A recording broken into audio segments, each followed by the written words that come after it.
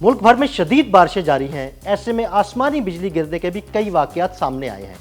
लेकिन क्या आप जानते हैं कि बादलों में ये आसमानी बिजली कैसे बनती है, ये कैसे ज़मीन पर गिरती है और इससे कैसे महफूज रहा जा सकता है? आइए आपको तफसील से बताते हैं।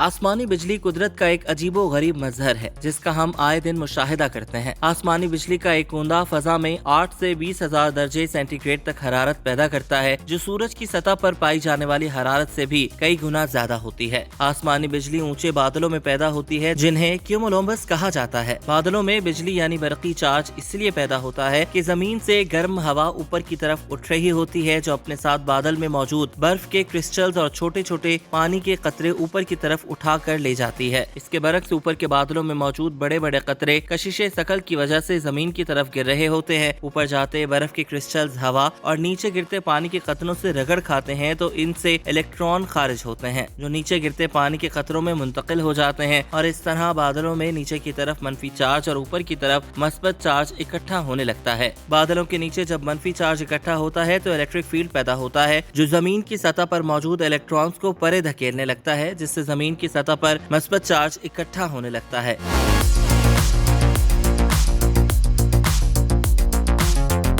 इसी तरह बादलों के निचले हिस्से और जमीन की सतह एक बैटरी की तरह काम करने लगती है, जिससे इलेक्ट्रोस्टैटिक फील्ड पैदा होता है। जब ये इलेक्ट्रोस्टैटिक फील्ड एक हद से बढ़ता है तो हवा के एटमों में से इलेक्ट्रॉन खारिज करने लगता है। इस तरह हवा के एटम यकायक चार्ज प्लाज्मा की शक्ल इख्तियार कर लेते हैं, जो बिजली का बहुत उम्दा कंडक्टर होता है। इस तरह बादलों और जमीन के दरमियान एक शॉर्ट सर्किट पैदा होता है, जिससे बादलों और जमीन के दरमियान करोड़ों एम्पेयर करंट फ्लो करता है। इसे हम बिजली गिरना कहते हैं। अमूमन बिजली बादल के अंदर एक बादल से दूसरे बादल और फिर दूसरे बादल से जमीन पर सफर करती है। आसमानी बिजली को जाहिरी तौर पर दो अहम इकसाम में बयान किया जा सकता है। जब आसमान पर कैमरे के फ्लैश की तरह रोशनी दिखाई दे तो इसे चादर वाली बिजली यानी शीट लाइटनिंग कहा जाता है, जबकि दूसरे किस्म में आसमान पर बिजली टेढ़ी मेढ़ी लकीरों की तरह दिखाई दे तो इसे दरार नुमा बिजली या फोक लाइटनिंग कहा जाता है। याद रहे कि शाखों की तरह ये दरार नुमा आसमानी बिजली बादल से जमीन की जानिब सफर करते हुए पैदा होती है और बाज औकात जमीन पर गिर जाती है। जब इस तरह की आसमानी बिजली पैदा होती है तो इसकी तवानाई से अतराफ की हवा बहुत गर्म होकर फैलती है, जिससे एक जोरदार धमाका सुनाई देता है, जिसे बादलों की गरज से भी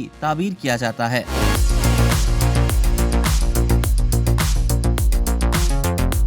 हमारी जमीन पर मौजूद अशिया पर अमूमन मस्बत चार्ज होता है और यूं बिजली का कूंदा जमीन की जानिब लपकने की कोशिश करता है, जिसे जमीन पर बिजली गिरना कहते हैं। इससे जंगलात में आग लग जाती है और लोग और जानवर जलकर राख हो जाते हैं। पाकिस्तान और भारत में आसमानी बिजली गिरने के हवाले से अवाम में कई तोहमात पाई जाती हैं। मसलन घर का पहला बच्चा इसका ज्यादा शिकार होता है तो दूसरी जानिब बुजुर्ग हमें स्याह कपड़े पहनने से मना करते हैं, लेकिन इन दोनों बातों में कोई सदाकत नहीं। माहिरीन मौसमियात इस किस्म की तोहमात को रद्द करते हैं और इन्हें महज वहमा ही तस्लीम करते हैं। अलबत्ता जरूरी है कि आसमानी बिजली से बचने की अहम तदाबीर को जरूर अपनाया जाए। अगर आप बारिश के मौसम में घर से बाहर हैं तो आसमानी बिजली से बचने के लिए कोशिश कीजिए कि हाथ में मोबाइल फोन ना हो। इसी तरह घर की टेलीफोन लाइन और तारों से भी दूर रहें, क्योंकि धात और सर्किट मुकम्मल करके बिजली गुजारने में मददगार होती है। इसी तरह बारिश के मौसम में बिजली से चलने वाले दीगर आलात से भी दूर रहें। अमेरिका में गोल्फर और मच्छरों पर बिजली गिरने के ज्यादा वाकयात रूनुमा होते हैं। शायद इसी की वजह से गोल्फ की धाती छड़ी और पानी में बिजली गुजरने की कुदरती सलाहियत का होना है। इसलिए बारिश के मौसम में खुले मैदान में जाने से गुरेज करें और पानी से भी दूर रहें। अगर आसमान पर बिजली कड़क रही है तो दरख्त के नीचे खड़े होने से गुरेज कीजिए, क्योंकि दरख्तों पर आसमानी बिजली गिर सकती है। इसी तरह बारिश के दौरान लोहे और फौलाद की जंगलों और धाती पाइपों से भी दूर रहें।